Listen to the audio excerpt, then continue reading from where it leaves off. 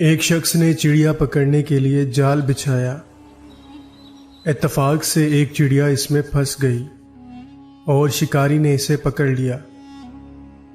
چڑیا نے اس سے کہا، اے انسان، تم نے کئی ہرن، بکرے اور مرغ وغیرہ کھائے ہیں، ان چیزوں کے مقابلے میں میری کیا حقیقت ہے؟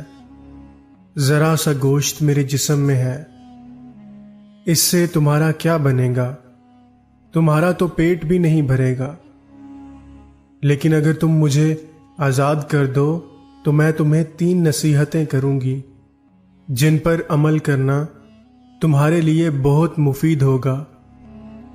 ان میں سے ایک نصیحت تو میں ابھی کروں گی، جبکہ دوسری اس وقت جب تم مجھے چھوڑ دو گے اور میں دیوار پر جا کر بیٹھوں گی۔ اس کے بعد تیسری اور آخری نصیحت اس وقت کروں گی جب دیوار سے اڑ کر سامنے درخت کی شاخ پر جا بیٹھوں گی۔ اس شخص کے دل میں تجسس پیدا ہوا کہ نہ جانے چڑیا کیا فائدہ مند نصیحتیں کرے۔ اس نے چڑیا کی بات مانتے ہوئے اس سے پوچھا، تم مجھے پہلی نصیحت کرو، پھر میں تمہیں چھوڑوں گا۔ چنانچہ چڑیا نے کہا، میری پہلی نصیحت یہ ہے کہ جو بات کبھی نہیں ہو سکتی اس کا یقین مت کرنا۔ یہ سن کر اس آدمی نے چڑیا کو چھوڑ دیا اور وہ سامنے دیوار پر جا بیٹھی۔ پھر بولی، میری دوسری نصیحت یہ ہے کہ جو بات ہو جائے اس کا غم نہ کرنا۔ اور پھر کہنے لگی، اے بھلے مانس، تم نے مجھے چھوڑ کر بہت بڑی غلطی کی، کیونکہ میرے پیٹ میں پاؤ بھر کا انتہائی نایاب پتھر ہے۔ اگر تم مجھے ذبح کرتے اور میرے پیٹ سے اس موتی کو نکال لیتے تو اسے فروخت کرنے سے تمہیں اس قدر دولت حاصل ہوتی کہ تمہاری آنے والی کئی نسلوں کے لیے کافی ہوتی اور تم بہت بڑے رئیس ہو جاتے۔ اس شخص نے جو یہ بات سنی تو لگا افسوس کرنے اور پچھتایا کہ اس چڑیا کو چھوڑ کر اپنی زندگی کی بہت بڑی غلطی کی۔ اگر اسے نہ چھوڑتا تو میری نسلیں سنور جاتی۔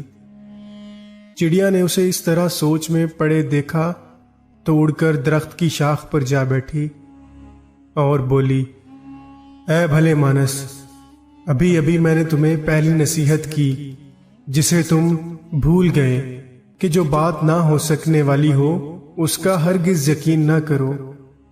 لیکن تم نے میری اس بات کا اعتبار کر لیا کہ میں چھٹانک بھر وزن رکھنے والی چڑیا اپنے پیٹ میں پاؤ وزن کا موتی رکھتی ہوں۔ کیا یہ ممکن ہے؟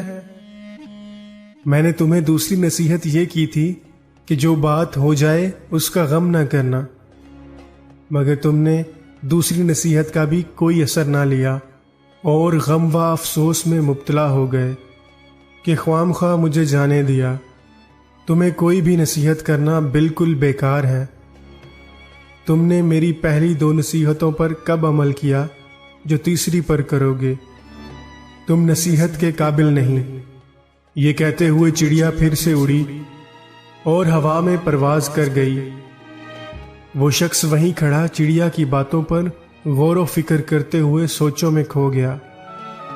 وہ لوگ خوش نصیب ہوتے ہیں جنہیں کوئی نصیحت کرنے والا ہو۔ ہم اکثر خود کو عقل کل سمجھتے ہوئے اپنے مخلص ساتھیوں اور بزرگوں کی نصیحتوں پر کان نہیں دھرتے، اور اس میں نقصان ہمارا ہی ہوتا ہے۔ یہ نصیحتیں صرف کہنے کی باتیں نہیں ہوتی کہ کسی نے کہہ لیا اور ہم نے سن لیا، بلکہ دانائی اور دوسروں کے تجربات سے حاصل ہونے والے انمول اثاثے ہیں جو یقیناً ہمارے لیے مشعل راہ ثابت ہو سکتے ہیں اگر ہم ان نصیحتوں پر عمل کریں۔